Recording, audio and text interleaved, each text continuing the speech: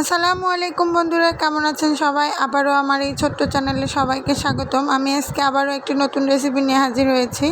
আমি আজকে মিষ্টি তৈরি করে দেখাবো, যেটাকে আর কি বেবি সুইট বলা হয়। তো চলুন, আমি এখানে 4 পিসের মতো পাউরুটির টুকরা নিয়েছি।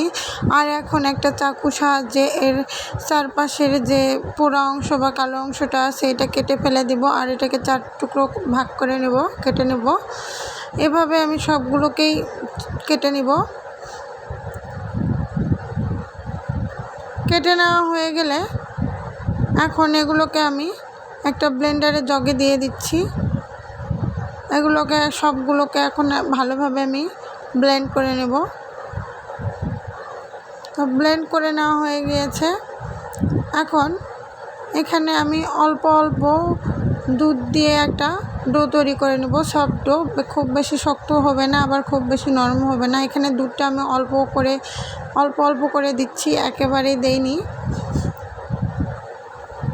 দেখেন এরকম একটা ডো তৈরি হবে।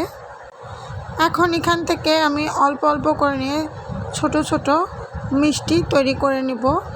আর আমি এভাবেই সবগুলো মিষ্টি তৈরি করে নিচ্ছি। আপনারা চাইলে বড় সাইজেরও করতে পারেন, আমি এখানে ছোট ছোটই করেছি।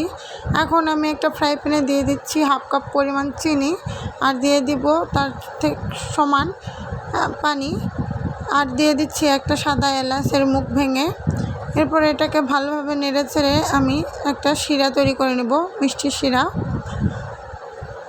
এটাকে এক সাইডে রেখে দিয়ে এখন একটি ফ্রাই প্যানে আমি তেল গরম করে নিয়ে এখানে আমি মিষ্টিগুলো দিয়ে দিচ্ছি। আর মিষ্টিগুলোকে অল্প আছে ভালোভাবে আমি ভেজে নেব লাল লাল করে। এখানে আমার মিষ্টিগুলো ভাজা হয়ে গিয়েছে, আর এগুলোকে এখন আমি উঠিয়ে নিচ্ছি। তো বন্ধুরা, আমার এই রেসিপি বা ভিডিও যদি আপনাদের ভালো লাগে অবশ্যই আমার চ্যানেলটি সাবস্ক্রাইব করার অনুরোধ রইল। এখন এই মিষ্টিগুলোকে আমি মিষ্টির শিরাতে ডুবিয়ে দিচ্ছি, আর কয়েক ঘন্টা পর আপনাদেরকে দেখাচ্ছি। দেখেন আমার বানানো মিষ্টি কতটা নরম হয়েছে, বাজারের মিষ্টির মতো। তো আজকের মতো বিদায় নিচ্ছি, দেখা হবে আবারও নতুন কোনো রেসিপি নিয়ে। ভালো থাকবেন সবাই, আল্লাহ হাফেজ।